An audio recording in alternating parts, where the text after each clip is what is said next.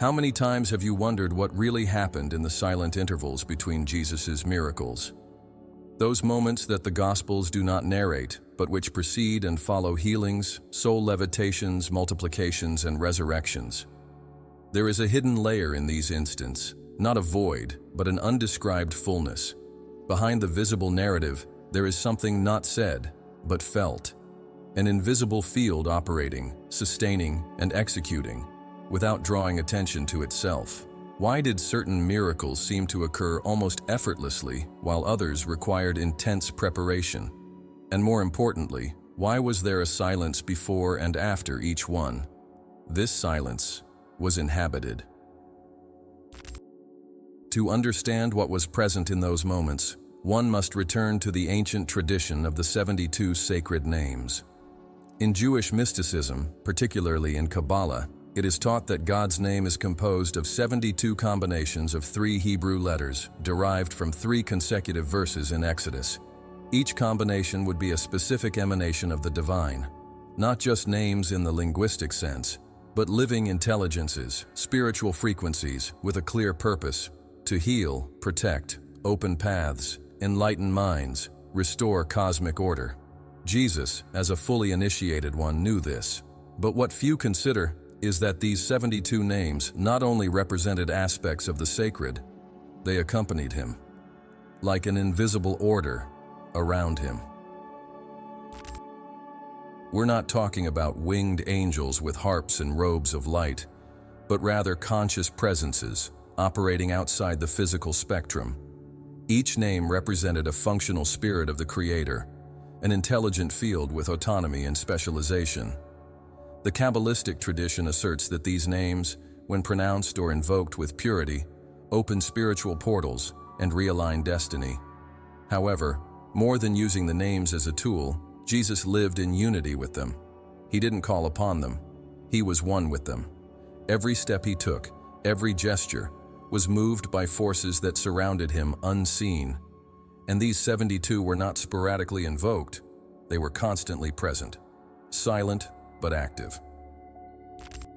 In the canonical Gospels, these elements are omitted, but in apocryphal and Gnostic texts, such as the Gospel of Thomas, there are intriguing clues. There's talk of lights that accompanied him, of soundless voices, of teachings that were passed on without words, scattered reports of invisible phenomena surrounding him since childhood. Spiritual silence was not absence, it was fullness. That which surrounded Jesus was alive, but intangible. The 72 were like codes, intelligences awaiting the command of a pure heart. They formed an invisible wall of spiritual presence, which not only protected him, but also amplified his mission. What does this change in the way we see miracles? Everything. The multiplication of the loaves, for example, was not just a physical act of faith, but the manifestation of a series of spiritual intelligences acting in sync. Each replicated bread particle carried a hidden vibrational command. What was visible was just the consequence. The invisible preceded the gesture. The same can be said of the healings. Jesus touched the body, but the 72 had already touched the soul. He made room on the earthly plane for higher intelligences to carry out the rest, and everything happened in silence, in the interval where time seems to stand still. This silence was, in itself, a sanctuary, a field of neutrality where judgment ceased and divine will flowed without resistance. The 72nd operated in this field. They did not manifest with flashes or voices, but with presence, something felt at deep levels of the soul. The disciples at times reported feeling something they could not describe, a sensation of intense peace or sudden expansion. This was the presence of the names in action, and that's why often Jesus would retreat to pray in silence. It was not just to connect with the Father, but to align himself with the names, with the forces that were working with him. These retreats, these nights on the mountain, these pauses among the crowds, were moments of realignment with the unseen. Jesus understood that no lasting miracle could be performed without the conscious presence of these intelligences. He did not want to be just a momentary instrument. He was the entire orchestra in unity with the hidden notes of creation. This state of vibrational alignment with the 72 was what made him untouchable until his hour came. The invisible order protected him, guided him, and even isolated him when necessary. That's why he could walk among enemies without being touched or calm a storm with just a look. What many don't know is that the 72 names were also a shield. In spiritual battles, such as the exorcism of the Gadarene or the temptation in the desert, it wasn't just Jesus' word that was at work, but a massive presence that rose with him. The dark entities didn't retreat just out of fear of Christ's light, but because they recognized those who were with him. An entire spiritual hierarchy supported that mission. The 72nd, silent, knew their place. They never stole the spotlight. Their role was to allow Christ's light to fully manifest, without noise, without distractions, only with purpose. The silence between miracles was, therefore, a sacred territory where the visible world surrendered to the invisible. It was there that the 72nd organized, executed, and withdrew, like invisible guardians of the journey. Each silence was a pause in time, an interval where the divine adjusted the invisible gears of the universe. When we understand this, Jesus' ministry ceases to be just a series of miraculous events and begins to be seen as the exact symphony of a spiritual order working in perfect harmony. To the eyes of the world, Jesus walked alone. But to the eyes of the awakened soul, he was never alone. His solitude was merely apparent, and with each step, the ground vibrated not only with his weight, but with the subtle frequency of 72 presences that followed him like a shadow of light. The silence between miracles was the portal through which they passed, a space between worlds where the Word became flesh and the flesh yielded to the Spirit. Understanding this silence is to understand the invisible structure of the sacred. The 72 were not there by chance. They were drawn by vibration, by purity, by mission. They are not servants. They are aspects of the Creator in action.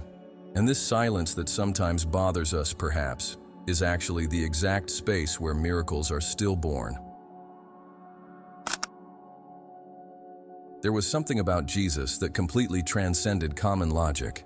It wasn't just what he said, but the impact of his presence. People would faint as they approached him. Children fell silent. Hardened men wept. Even those who wanted to condemn him hesitated for inexplicable moments. What was this? An energy? An aura? A vibration? The answer lies in an ancient and profound concept. Jesus operated at such a high frequency that it made the veil between worlds translucent. His consciousness was not confined to a single dimension. He lived simultaneously on several planes, with direct access to a spiritual reality that most could not even dream existed. The veil, this subtle membrane that separates the physical world from the spiritual, is mentioned in various traditions. In Judaism, it represents the division between the holy and the most holy in the temple. In Egypt, it symbolized the curtain between the world of the living and the dead. In Hinduism, it is called Maya, the illusion that hides the true nature of existence. For Jesus, this veil was transparent. He saw through it. More than that, he moved through it. And every time he crossed this threshold, the 72 names acted as passages, as portals of manifestation. They were not just names, they were specific frequencies that dissolved boundaries. Each of these sacred names, according to Kabbalah, carries a unique vibration associated with an aspect of the divine. Some soothe, others accelerate. Some heal, others reveal. Jesus mastered this language not only intellectually but existentially. He vibrated these frequencies in his breath, in his intention, in his silence. That's why it was enough to touch his robe to be healed. It wasn't the fabric, it was the vibration that emanated from him. His body was a resonance field with these names. What the ancient mystics spent decades trying to invoke with chants and meditations, Jesus simply was. Modern science is beginning to understand that everything is vibration. Every cell, every thought, every emotion has a measurable frequency. Imagine then a being whose frequency did not oscillate, was not contaminated by fear, doubt, or ego. This vibrational stability of Jesus was the key. The 72 names resonated around him because he remained in harmony with the higher laws. There was no noise. There was no interference. That's why he could hear the invisible, perceive the unspeakable, and act even before time. He operated ahead of events because his connection with the spiritual plane was simultaneous. The disciples, although close, did not fully understand this. At times, they felt the atmosphere change around him. In certain moments, like the Transfiguration on the Mount, they even glimpsed what lay behind the veil. Jesus transformed before them. His face shone like the sun, his clothes became radiant, and beside him appeared Moses and Elijah, two spiritual presences beyond time. This was not just a vision, it was a momentary tearing of the veil. The 72 were all there. The frequency elevated to such a point that the earthly plane gave way, revealing what was real. But most of the time, this veil remained for others, and Jesus acted as a translator between worlds. When he healed a blind person, he was not just restoring physical sight, he was realigning the person's soul with a frequency that they had lost. The blind person could see again because their spirit had been repositioned. The physical matter merely reflected the new internal state. This was the true miracle, matter bending to spiritual will. And this was only possible because Jesus lived at the right frequency, without fluctuation, in resonance with the 72 names that vibrated with him. The curious thing is that there are historical records in Eastern traditions of masters who also spoke about frequencies. In Taoism, Lao Tzu describes the sage who acts without acting, and everything is done. In Buddhism, there is the concept of samadhi, the state where the mind unites with the absolute and reality bends. But with Jesus, this state was constant. It was not a spiritual peak, it was his way of being. And the 72 names accompanied him as extensions of this state of unity. Each name was a bridge between intention and manifestation, and the veil between worlds bent in the face of this union. There is also an important aspect. Jesus did not use this frequency for his own benefit. This is what distinguishes the true master from the magician. The magician tries to manipulate spiritual laws to satisfy the ego. The master aligns himself with them to serve a greater purpose. That's why the 72 names were with Jesus. They do not respond to vanity, the desire for control, or the pursuit of power. They respond to purity, to surrender. And Jesus was not just pure, he was purity in motion. He put himself at the service of the divine will, and for this reason, he was supported by it at all times. Many wonder why some miracles only occurred when Jesus was physically present. This is connected to his frequency. The 72 names require an appropriate vibrational field to act. When he was present, this field was activated. Therefore, when the Roman centurion asked for the healing of his servant from a distance, Jesus marveled at his faith, because that man understood the principle of vibrational authority. "Just say a word," he said, "and my servant will be healed." He knew that the vibration of the sacred word, combined with faith, would pierce the veil. That's also why Jesus often withdrew after performing a miracle. It wasn't physical exhaustion, it was vibrational realignment. Each act of manifestation required energetic precision. It was like a musician who, after a great performance, needs to tune their instrument again. Jesus understood spiritual laws at levels that we are only beginning to explore today. And he didn't force anything. He flowed. He didn't impose. He allowed. Because the 72 names do not operate under tension, they operate in peace. Perhaps the most powerful realization in all of this is that this veil still exists. There's still an invisible field between what we see and what truly is. But Jesus' frequency remains available. He didn't keep it to himself. He left clues. He taught how to raise one's own vibration, how to quiet the ego, how to purify the heart. Not to replicate miracles, but to access the field where they are possible. The invisible veil is not a barrier, it's an invitation. And the 72 names have not disappeared. They wait, resonating in silence. Upon understanding the frequency of Jesus, we stop seeing miracles as exceptions and start viewing them as consequences. The key lies not in repeating words, but in becoming worthy of the vibration. And this begins with silence. The same silence where the 72 acted, invisible, but eternally present. Much is said about the deeds of Jesus, but few dare to ask, who were those surrounding him, even if invisible? The Gospels speak of 12 apostles, some faithful women, and crowds that followed him. But what about those who were not seen?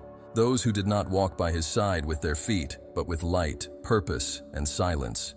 The spiritual guardians of his mission. The 72 unrevealed names, in fact, are not just symbolic designations. They are entities, organized consciousnesses, whose function is to maintain harmony between the worlds, acting as bridges between the invisible and the manifest. In the Kabbalistic tradition, these names derive from 3 verses in the book of Exodus, 14:19-21, which together amount to 72 letters in Hebrew. Combined in groups of 3, they generate 72 unique names, each containing a specific spiritual vibration, like a sacred password. But more than letters, each name represents a living entity, a cosmic intelligence, a functional manifestation of the divine. They are not angels in the generic sense, but rather conscious aspects of the whole. It is they who, together, form an order, a collective field of forces that silently operates in the backdrop of the divine. Each of these names is the guardian of a virtue. There are names that govern deep healing, others that expand wisdom, some that dissolve emotional blockages, and still those that protect the spirit in transition situations. Jesus, with his awakened consciousness, not only knew these names, he was one with them. They did not come to him as servants, they accompanied him as resonance. He lived in the exact vibration for these entities to manifest freely, and this made him a constant portal of the divine. Wherever he went, the 72 went with him. It's important to understand that, in the Kabbalistic view, the 72 names are not external, separate entities, but aspects of the divine light itself that fragments into functions to achieve creation. Each name is like a ray from the same sun. When Jesus healed, it was not just his will, it was the activation of a series of intelligences that worked together with his intention, like a celestial orchestra that sprang into action at the first gesture of his hand, at the slightest movement of his soul. Each name is a guardian, not just of Jesus, but of the universal order. They manifest where truth finds room to breathe. Some esoteric texts assert that these names align in 4 rows of 18, reflecting the 4 worlds of creation described in the Tree of Life: Atziluth, emanation; Bariah, creation; Yetzirah, formation; and Asiya, action. This demonstrates that the 72 operate on all levels of reality, from the highest planes of pure consciousness to the dense levels of matter. Jesus, by living in alignment with all these worlds, became an absolute channel, allowing the 72 to act freely, without resistance. They did not follow him as an army follows a king. They accompanied him as light follows the sun. And this order was not created for him. It has always existed. Before time, before form, the 72 were there as eternal vibrations. But when Jesus incarnated, this order organized itself uniquely around him. As if his vibrational field attracted, in tune, these full intelligences. He was the meeting point, the spiritual center where the 72 could gather and operate without interference. This explains why, in his presence, even demons bowed. They didn't see just a man.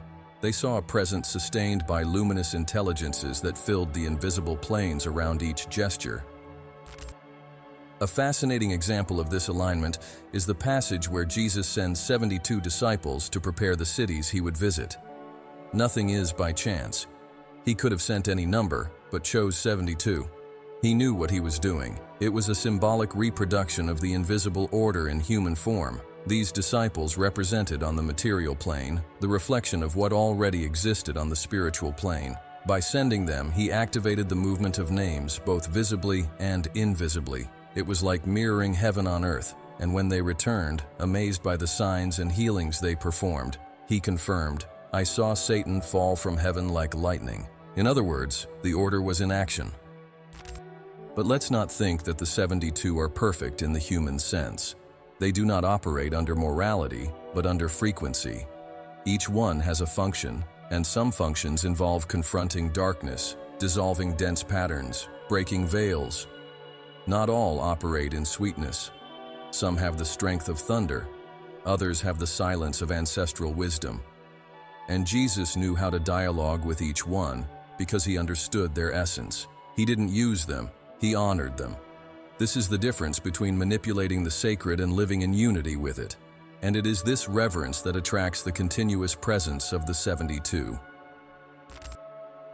During his journey, especially in the most crucial moments, these guardians manifested themselves with greater intensity. In the temptation in the desert, for example, when Jesus was confronted by adversarial forces, he was not alone. He was enveloped by this order. They did not act against his will, but they upheld his spiritual field so that he would not be shaken. They do not interfere with free will, but protect the integrity of the spirit. They are guardians of the mission, not substitutes for consciousness. They surround, elevate, support, but never control. The presence of the 72nd is also felt in moments when Jesus simply knew what was to come, when he perceived the intentions in people's hearts even before they spoke. This was not magic, it was vibrational perception. The 72nd, connected to him, revealed the energy field of the environment. When a woman touched his robe, he felt virtue leaving him. When someone lied, he sensed it. The 72nd acted as sensory extensions of his soul, like spiritual nerves connected to all reality. And the most magnificent aspect of all this is to realize that the 72 were not exclusive to Jesus. He was the ultimate example of alignment with them, but not the only possible one. These names are part of the spiritual structure of the universe, available to any being who seeks, with truth and purity, to live in harmony with the divine. As we elevate ourselves, we also become worthy of their presence. They draw near not to those who know their names, but to those who vibrate at the frequency that honors them. Understanding who the 72 are is to recognize that we do not walk alone. There are forces, presences, intelligences that have been with us always. They do not ask for worship nor fame. They ask for harmony, they ask for awareness. And when this connection occurs, the world changes. Not because something external intervened, but because the invisible finally found space to manifest itself. And that's what the 72s do. They silently manifest the divine order amidst the apparent chaos of existence. Not every light shines without resistance, and no bearer of truth walks without shadow. Jesus, with all his purity, attracted not only the 72 guardian names, but also drew the attention of forces operating from the other side of the veil. The unseen is not only populated by higher intelligences, there are also fragmented, dense, fallen presences that feed on fear, doubt, and separation. Jesus not only knew this, he faced them, and not with swords or shouts, but with presence, silence, and frequency. And yet, there were moments when his own spirit trembled. The shadows of the invisible are not visible monsters. They manifest as distorted fields, presences that weigh the air, thoughts that do not belong to the thinker. At certain times, the Gospels record Jesus deeply moved, disturbed, as if the weight of the spiritual environment around him pierced through him. These moments were not human lapses, they were spiritual confrontations, not with people, but with entities, forces that, in the face of the approaching light, fought to maintain their dominion in the collective consciousness. When Jesus entered certain villages, he was not just healing bodies, he was challenging spiritual systems rooted for centuries. The passages of exorcisms are not mere mystical accounts. They are symbolic records of intense vibrational battles. The man possessed by a legion of spirits, for example, does not represent just an individual, but a psychic territory overtaken by multiple fragmentations. When Jesus encounters him, the impact is immediate. The entities cannot bear his presence. They plead to be transferred. There is a clash of fields. It's not theatrics. It's a direct confrontation. The 72 names surrounded him like a shield. But even light, when it shines in very dense areas, faces pressure. And Jesus felt this tension in his soul. It's at this point that we understand that shadows don't only act on the outside. They also try to infiltrate the inner layers of the mind. The temptation in the desert reveals this. After 40 days of fasting and silence, Jesus is confronted, but not by a being with horns and a tail. He is challenged by subtly logical voices which offer shortcuts. turn stones into bread, jump from the temple, bow down, and everything will be yours. Each of these proposals touches a human weakness, hunger, pride, power. They were not simple temptations. They were precise vibrational pressures, designed by intelligences that deeply knew the human soul. And he resisted not with argument but with alignment. These entities do not operate within visible spectrums. They are fueled by uncontrolled human emotions, envy, fear, arrogance, resentment. When Jesus walked among the Pharisees, for example, he faced more than just intellectual opposition. He faced hidden presences fueled by religious pride, and the more light he emitted, the more these presences stirred.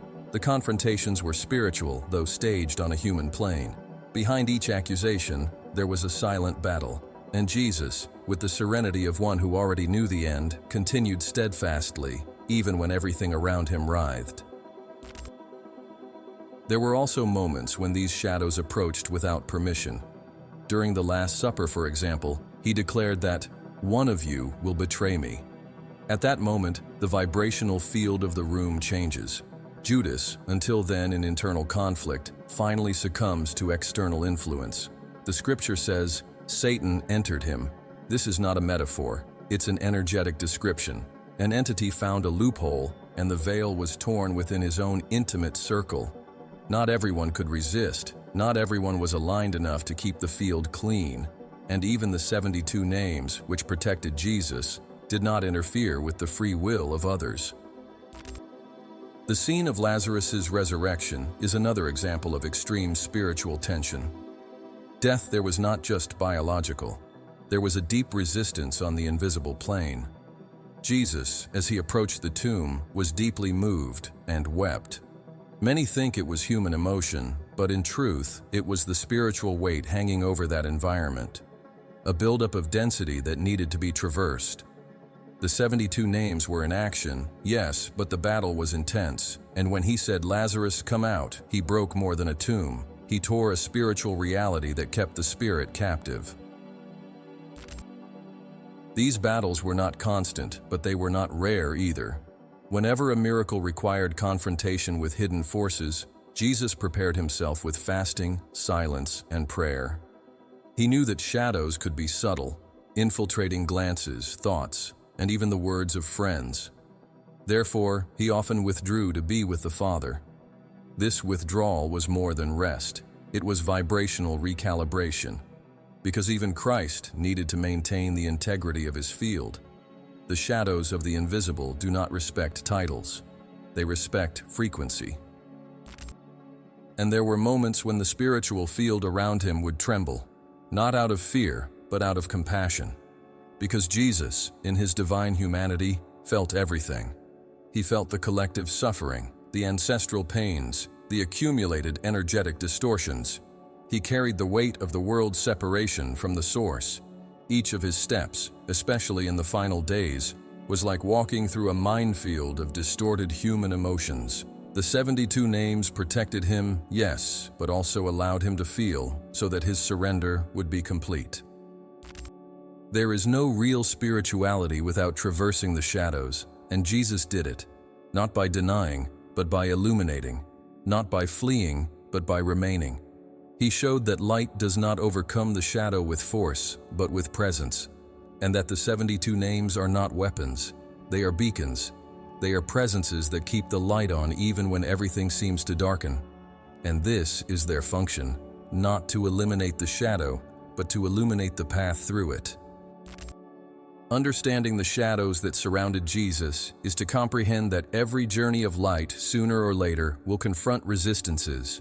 And these resistances are not obstacles, they are portals of strengthening. Jesus not only overcame the shadows, he integrated them. He conquered them through love, and because of this, his spirit did not tremble in vain. He trembled because he felt, because he loved, because he knew that, even surrounded by shadows, the light was, and always will be, greater.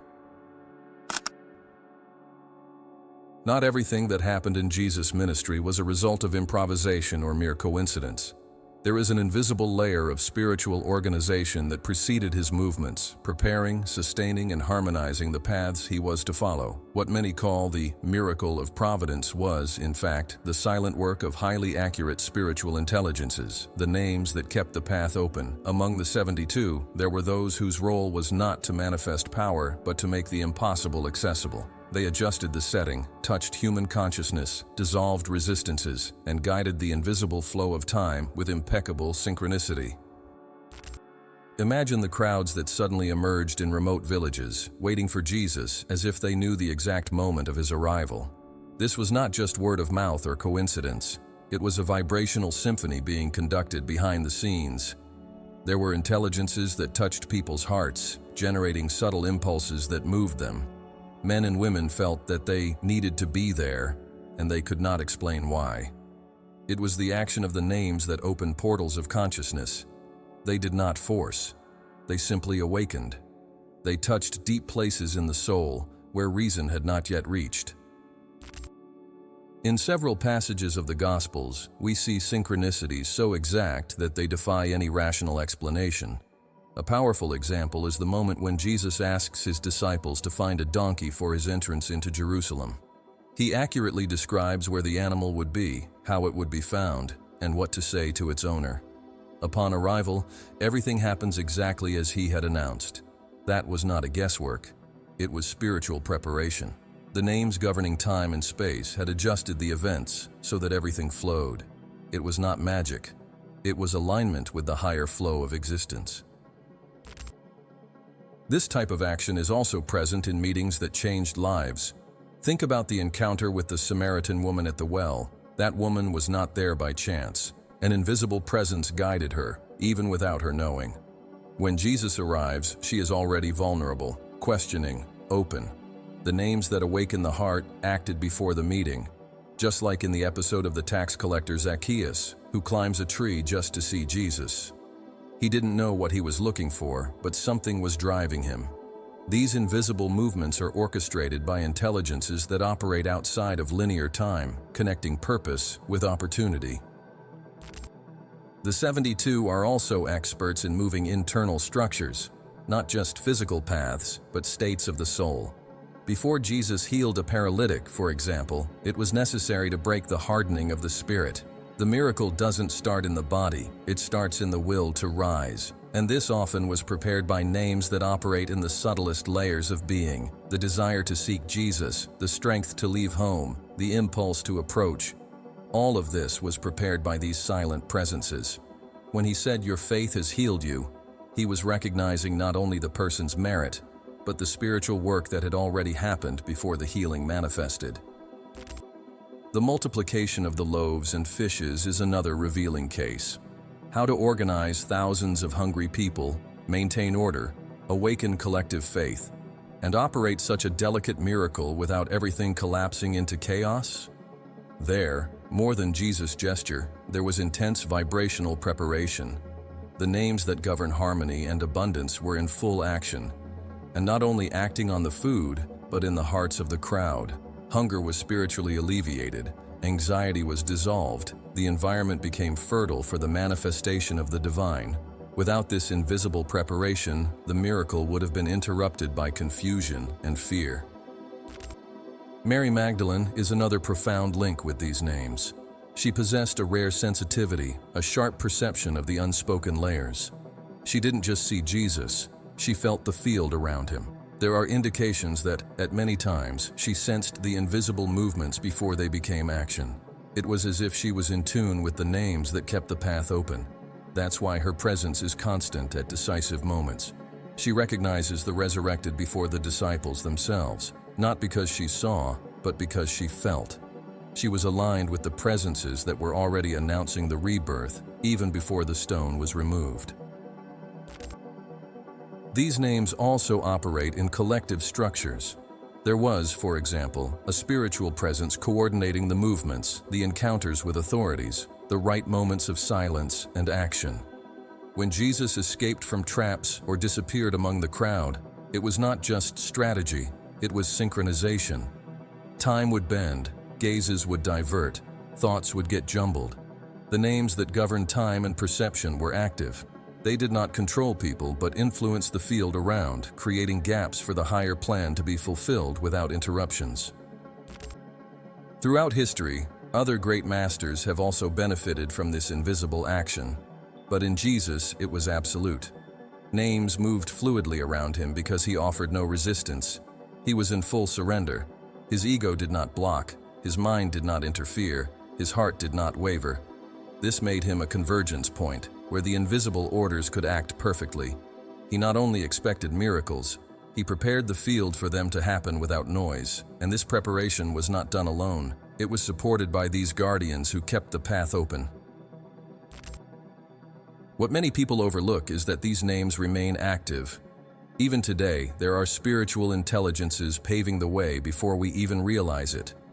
An unlikely encounter, a change of route, a word that arrives at the right time. None of this is accidental. They are expressions of the same order that operated with Jesus. The difference is that we are rarely aware of it. We live life in the fast lane, scattered, disconnected from subtle perception. And so, we fail to see the miracle in the small details, in the synchronicities, in the doors that open without explanation. Understanding the role of these names that pave the way is to assume that life is being organized by something greater than our logic. It's surrendering to the wisdom that we do not walk alone. There is preparation. There is purpose. And when we align with this flow, everything flows with less effort. Things happen with a beauty that seems magical, but it is merely the natural manifestation of the divine through spiritual organization. It's in this place that miracles become inevitable, because the names do not just watch, they act, silently, powerfully, lovingly. On that dark night in the garden called Gethsemane, the silence seemed to scream. The disciples, overcome with sleep, couldn't comprehend the weight of what was unfolding. But in Jesus' heart, a battle surpassing all previous ones was being waged. Not against demons, nor against Pharisees, nor against death, but against the last vestige of separation. There, for moments that seemed eternal, the heavens fell silent. And the 72 names, which had always surrounded him like a wall of light, observed in silence. The decision to be made there could not be influenced by either light or shadow. It was the moment when the absolute free will of the Son needed to be manifested without any interference. The spiritual intensity of Gethsemane is incomprehensible to the common mind. Jesus' pain was not only emotional, it was vibrational. He felt the collapse of worlds within him. The separation that humanity had carried for millennia was about to be fully assumed by him. And so, even surrounded by the highest spiritual intelligences, he was, in a way, alone. The 72 did not abandon him, but they were silent, because at that moment, the destiny of the world depended on a purely human choice. There was no protection, no intercession, no manifestation, only the weight of a decision being matured in the deepest spiritual solitude. The sweat that turned into blood was not just a physical symptom of agony. It was the expression of an energy field disintegrating, being diluted, as if the flesh had to support something that belonged only to the spirit. The 72nd, at that moment, withdrew. They were there, yes, but not active. It was as if they were waiting for the command from the Master's heart. They could do nothing, because the divine plan is not imposition, it is alliance, and that alliance needed to be sealed in the core of human will. Jesus' decision, when he said, "Father, if possible, take this cup from me, but let not my will, but yours be done," was the gateway. The universe took a breath, and the heavens, at last, began to vibrate again. Gethsemane marks the point of Christ's greatest surrender. It wasn't the cross, nor the scourging, nor the betrayal. It was that moment where everything could have been avoided. He could have left, could have returned, could have fled. And for this reason, it was also the highest point of his mission, because he chose to stay, chose to trust even without feeling, chose to continue even without noticeable support. And this made him absolutely divine. Not because he overcame death, but because he overcame ego. And the 72, upon realizing this surrender, reorganized themselves, but not to protect him, but to silently support him on the path that he had chosen. The absence of visible action from the 72 does not mean absence of presence. Quite the contrary. Throughout that entire night, they were deeply connected, in a state of sacred retreat. They were there not as warriors, but as witnesses, guarding the vibrational space where all of humanity would be redeemed by a single act of will. It was as if the entire universe held its breath. There were no celestial songs nor glorious visions, just silence. A silence loaded with meanings, where every second was an eternity being transmuted. The disciples who fell asleep represent humanity still unconscious, unable to keep watch even for an hour with the inner Christ. They did not understand what was at stake. They were still tied to the idea of a glorious Messiah who would win by force. They did not understand that the greatest strength is revealed in surrender, and Jesus, even without their support, did not judge them. He knew that this battle was not theirs, it was his, and of the heavens, but not the bright and triumphant heavens, rather the heavens that withdraw, that respect choice, that do not manipulate the soul. When the armed crowd arrives to arrest him, Jesus' reaction is surprising. He does not resist. He does not hide. He does not run.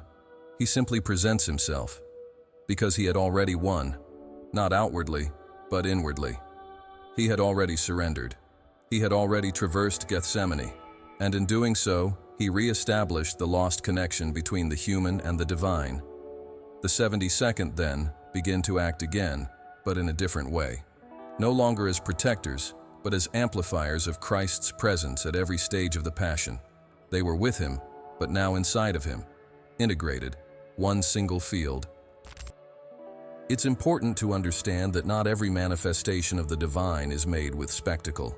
Often it happens in the dark, in silence, in the total absence of signs, and that's where true faith is forged. Jesus didn't feel support in that moment. He felt abandonment. He felt distance, and yet he remained. That's faith, not the faith that moves mountains, but the faith that persists even when everything seems to crumble. And the 72nd, although invisible, recognize this type of faith as the purest form of light. It's in it that they reflect themselves, and it's for it that they move. Gethsemane is also a mirror for our own dark nights of the soul. Those times when we feel that heaven has closed, that the guides have fallen silent, that the signs have disappeared. Moments when we pray and only hear the echo of our own voice. But it is precisely there that something sacred is being born. The trust that blooms without guarantees. The love that chooses to stay without certainty. The yes that springs forth even in the dark.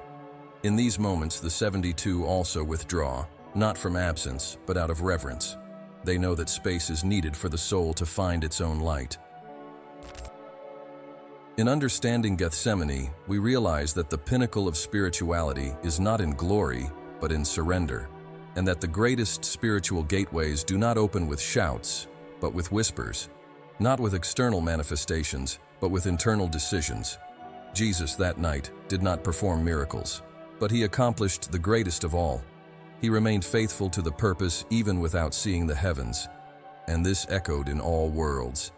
The 72nd, upon realizing the magnitude of that gesture, bowed in silence, because no name, no matter how sacred, surpasses the strength of a soul surrendered to the greater love. Therefore, when we remember Gethsemane, we should do more than admire. We should imitate.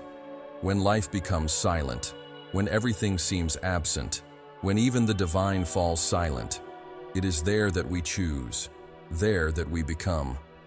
There that we unify with the unrevealed names, because it is in the deepest silence that God reveals himself without words, and it is there that the Spirit finally understands. Heaven did not fall silent out of abandonment. It fell silent out of respect. In the early morning that broke the third day, something the universe had never witnessed before manifested itself. The dead body of Jesus, sealed in a stone tomb, came back to life, but not life limited by flesh, time, or pain. What rose there was not just a restored body. It was a new state of being. And with him, the 72 names returned in unison, no longer as external presences, but now integrated into the essence of a glorified Christ, who traversed walls, spaces, and consciousness with the lightness of light and the authority of the Spirit. The resurrection was not just a biological miracle, it was the complete re-establishment of the invisible spiritual order. He who had gone through Gethsemane and defeated the darkness of abandonment now became a convergence point between all realities. The veil was torn, time bent, limitations disappeared, and the 72nd, who previously operated in discrete layers around him, now merged with his new cosmic identity. He no longer carried them as guardians. He was the very living manifestation of the names. He had become the synthesis of the Word in flesh and light. The post-resurrection appearances make this clear. Jesus appears among the disciples in locked places, and his presence does not just startle because it is unexpected, but because it emanates a different vibration. It was no longer the same body. It was a spiritualized body, a structure of light that contained the 72 as unified frequencies. When he spoke, his words resonated with cosmic authority. When he breathed upon the disciples, he was not just transmitting comfort, he was activating a spiritual field that prepared them to receive the fragments of the order. The resurrection was also the beginning of sharing. When Mary Magdalene finds him outside the tomb, there is intense emotion. She recognizes him not only with her eyes, but with her heart. She feels, because her spiritual sensitivity was still attuned to the presence of the names. But now, the presence was even deeper. Jesus no longer needed to be touched to perform miracles. He vibrated through the very air, and for this reason, he tells her, "Do not hold me back." Because that new body was no longer limited by matter. It was a field of divine consciousness, active, free, and fused with the sacred names. While walking with the disciples on the road to Emmaus, they do not immediately recognize him. Why? Because the vibration had changed. The risen Christ was so elevated that he could only be perceived when the heart was aflame, as they themselves described. The sharing of the bread was not just a symbolic gesture, it was a vibrational act of reconnection. By breaking the bread, Jesus activated the energy field of the 72 around the table. The spiritual memory ignites and they finally see him, because the order does not operate with appearance, it operates with presence, and now it was scattered, emanating from him like subtle fire. A central point of the order's reintegration occurs when Jesus breathes on the disciples and says, "Receive the Holy Spirit." In this gesture, he transfers part of the vibration that was previously only his. It was not just a ritual, it was a spiritual activation. The disciples became fragmentary bearers of the presence of the 72. Each one would begin to vibrate specific aspects of the names, according to their mission and nature. The order previously centralized in Jesus now multiplied, distributing itself like seeds of light in the souls of those who would continue the mission. The resurrection was not therefore the end of a journey, but the irreversible expansion of the Christ consciousness on earth. The 72nd, now reintegrated with the resurrected Christ, became permanent radiations of the higher spiritual plane, available to the awakened humanity. The miracles that once happened only by the physical presence of Jesus could now occur wherever there was faith, purity, and vibrational alignment. The order was no longer tied to a body, but to a frequency, and this frequency had been released. However, it's important to understand that this reintegration did not erase the mystery. Jesus, even after the resurrection, maintained a certain reserve. He appeared and disappeared. He spoke and then was silent. The order of the 72nd continued to be neither showy nor dominant. Its function remained to prepare, elevate, guide. Now, however, they operated within the disciples themselves. They were gentle voices in the heart, impulses of wisdom, courage in moments of weakness, inspiration in times of decision. The order had merged with the human soul, and this was unprecedented. The earth, since the resurrection, began to vibrate on another spiritual octave. Still imperceptible to many, this new vibration allowed higher consciousnesses to be awakened. Monks, mystics, initiates, and seekers, over the centuries, began to connect with aspects of this order, even without knowing it by name.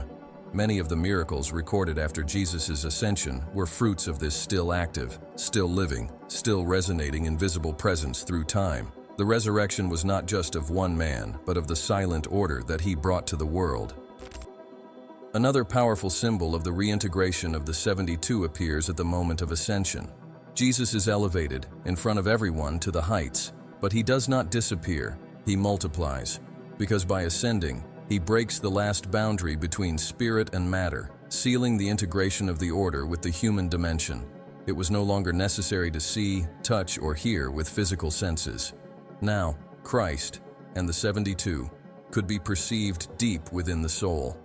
Faith became the new language, and those who vibrated in this faith, in this surrender, in this love, became partakers of the same presence that sustained the Master.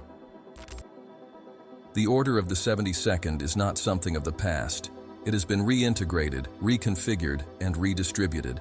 The resurrection was the universal activation code. From it, all those who seek with a pure heart gain access to these silent presences, not as an external phenomenon, but as an internal vibration. And it is at this point that the story changes. Christ, once followed, now dwells within. The 72, once guardians, are now part of the vibrational essence of those who walk with an awakened heart. The era of separation had ended. The invisible light had descended, and the mission expanded. When Jesus ascended to the heavens, something extraordinary happened. What was once centralized in his physical presence was poured out upon his followers. The promise was fulfilled on the day of Pentecost. The Holy Spirit descended like tongues of fire upon the apostles. But what many do not realize is that this was not only a descent of the divine Spirit, but also the visible unfolding of the order of the 72 within each of them. What was previously invisible and restricted to Jesus' vibrational field began to operate in all who opened themselves to the presence. It was the echo of the sacred names being distributed like ignited sparks in each available heart. The Holy Spirit, in Christian tradition, is often understood as a comfort, a guide, a presence of God in action. And that's correct. But it goes further. It is also the vibrational language that activates the divine names within the human being. The 72 do not operate where there is noise, arrogance, or control. But at the slightest sign of surrender, internal silence, and pure intention, they re-emerge as frequencies that elevate consciousness. The apostolic era was just the first fertile field. Throughout the ages, the echoes of these names have spread like seeds that traverse centuries in search of awakened soil. Even in periods of intense spiritual darkness, persecutions, inquisitors, holy wars, and false messianisms, the Order of the 72 never ceased its work. However, it operated in silence, through hidden hearts, in the shadows of history. Monks who prayed quietly in the deserts, mystics who wrote at the risk of their lives, healers and sages who used symbols, herbs, and words of power. In all of them, fragments of the sacred names vibrated. They didn't always know what they carried, but the vibration was unmistakable. Where there was real love, humility, and courage, there were echoes of the ancient order. In the mystery schools, many have tried to recover this hidden knowledge. The Christian Kabbalah, which emerged in the Middle Ages, is one of the most explicit attempts. Men like Ramon Lull and Johannes Reuchlin sought to unify the knowledge of the Hebrew Kabbalah with the teachings of Christ. They were not just studying letters, they were trying to rediscover the paths to activate the sacred names. They knew that the names were not mere phonetic combinations, but rather spiritual access keys. And those who found the right frequency could align themselves with the same guardians who once accompanied the Master. In the Sufi tradition, there are also records of divine names used in repetition practices, dhikr. They believed that by reciting the names of God with a purified heart, the practitioner became a mirror of the divine. What resonates here is the same principle: names as frequencies, names as entities, names as accesses to higher states. Even though they did not use the language of the 72 directly, the Sufis were touching aspects of the same truth. The sacred word is not sound, it is living vibration. and the Holy Spirit is the one who activates this vibration within the awakened being. Even in the silence of Christian seclusion, the desert monks knew there was something more than dogma. They prayed incessantly, not only to please God, but to tune in with a presence. They did not call it the Order of 72, but they spoke of angels visiting them, lights descending, voices whispering without sound. It was the same vibration, and where this frequency was sustained, miracles happened, not because of them, but through them. The names were there, acting as always, discreet, faithful, silent. In the periods of greatest darkness, the 72 withdrew even further, waiting for openings. The Holy Spirit was never extinguished, only suppressed. And yet, every now and then, a soul would emerge that, without knowing why, became a channel. Hildegard of Bingen, for example, spoke with spiritual authority and composed healing music. John of the Cross, in his Dark Night of the Soul, accurately described the process of total surrender to the invisible. Teresa of Avila spoke with Christ in ecstasy. All of these, in different languages, carried living echoes of the names that once surrounded the Son of Man. The revival of modern interest in authentic spirituality, meditation practices, and reconnecting with the divine outside of rigid religious structures is also a sign of the Order's reactivation in current times. The Spirit blows where it wants, and the names do not wait for external recognition. They approach those who vibrate with truth. Today, more than ever, men and women awaken in silence. Amidst the chaos, they feel a calling. They seek meaning. They touch the invisible with simple gestures. And when this happens, the names return. The 72 also manifest as spiritual gifts: wisdom, discernment, healing, tongues, unwavering faith. These gifts, described by Paul, are direct reflections of the Spirit's presence. And where the Spirit manifests freely, there the names also act.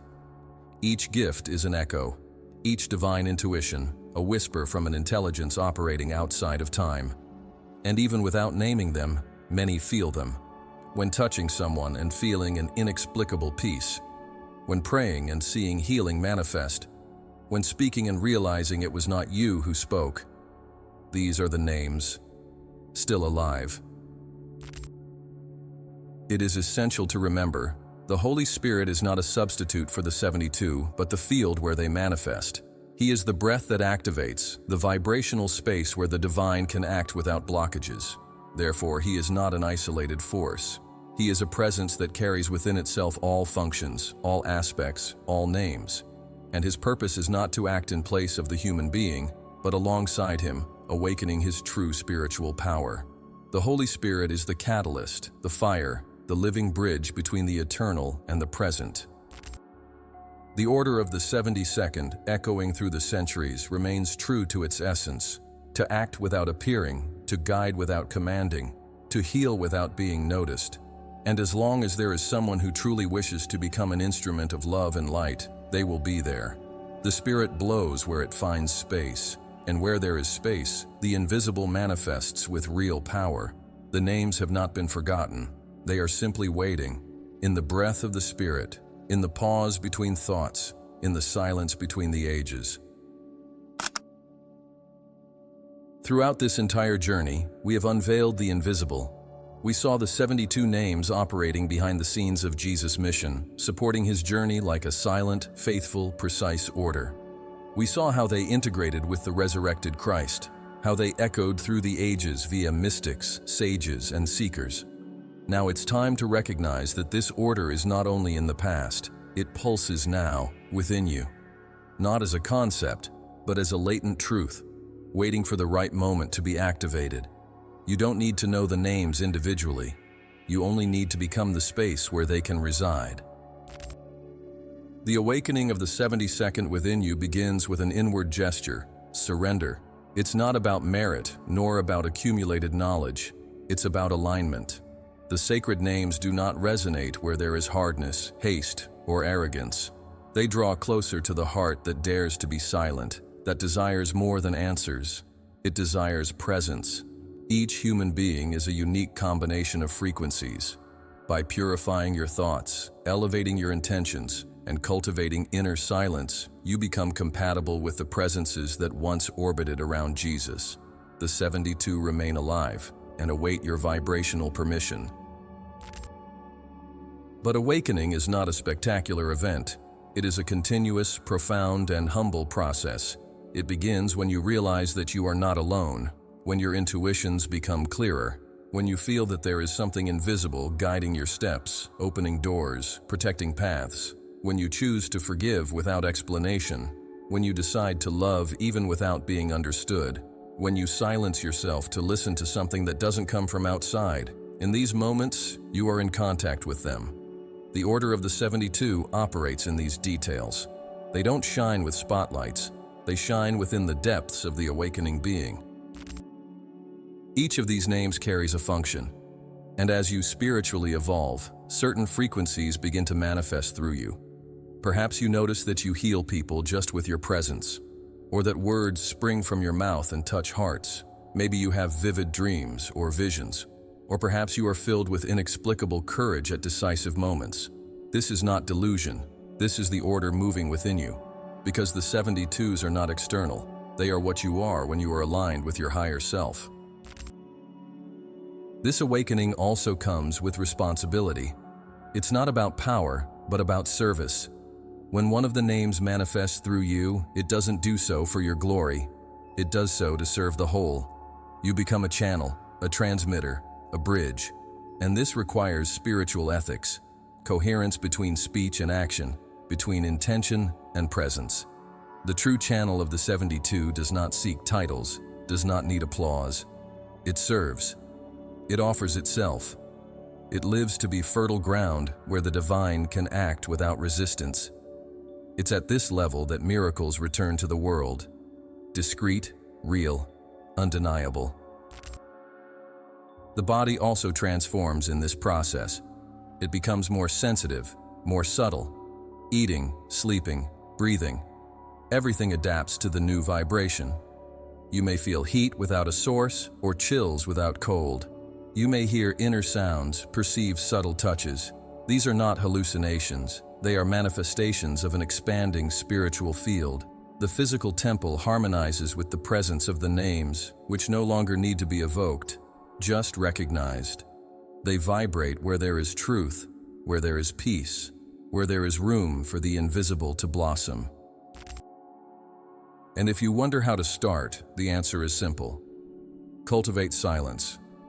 Learn to listen, slow down, pray without demanding, observe without judging, love without possessing, act without expecting a return. Each of these practices is a key that turns from within, and as you walk, the names draw closer, subtly. And then, one day, you realize you're no longer searching. You're living in a state of response. Your life becomes a prayer. Your gestures become transmission. Your existence becomes an open path. There's no need for complex rituals. The 72 do not respond to formulas. They respond to frequency. And the highest of all is unconditional love. Love that doesn't demand, that doesn't constrain, that doesn't protect itself. Love that welcomes, that liberates, that sees beyond appearances. When this love starts pulsating within you, the names manifest effortlessly. They recognize true love because they come from it. They were born in the primal light and return to where it reappears. They live in the vibration of compassion and surrender. The world urgently needs conscious channels, people who, even without understanding all the mysteries, are willing to become instruments of the sacred. And you are called for this, not to isolate or exalt yourself, but to love, serve, and transform. Every gesture you make with truth, every word spoken with soul, opens portals that allow the 72 to act in the visible world. Jesus was the great model. You are the new field. The invisible wishes to manifest, and it needs bodies to allow it. The awakening of the 72nd within you is the beginning of a new way of living, an existence that no longer separates spirituality from ordinary life. That doesn't divide the sacred from the everyday. That sees God in silence, in traffic, in dishes, in a hug. That feels the presence in breathing, in music, in art, in pain, in healing. It's living as one with the order, without needing to name it. When this happens, reality changes. You change, and with you, everything around you also changes, silently. You have never been alone. You have never walked in isolation. The 72 did not just appear now. They were present the moment you cried for the first time.